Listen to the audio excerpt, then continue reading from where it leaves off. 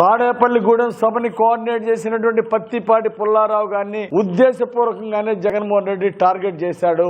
ఈ రోజు ఎలాంటి సంబంధం లేకుండా పత్తిపాటి పుల్లారావు గారి కుమారుడు పత్తిపాటి శరత్ ని కంపెనీలో డైరెక్టర్ గా లేకుండానే తప్పుడు ఆరోపణలతోటి ఈ రోజు శరత్ అన్యాయం చేయడం చాలా మోసం, దారుణం. పత్తిపాటి శరత్ ని అరెస్ట్ చేయడాన్ని తీవ్రంగా ఖండిస్తున్నాం. ఇది జగన్మోహన్ రెడ్డి కక్ష సాధింపు చర్య. ఈ రోజు ఆ కంపెనీలో పత్తిపాటి శరత్ డైరెక్టర్ కాదు. ఈ రోజు అక్కడ ఆ కంపెనీలో జరుగుతున్నటువంటి ఆపరేషన్స్ తో శరత్ కి ఎలాంటి సంబంధాలు లేవు.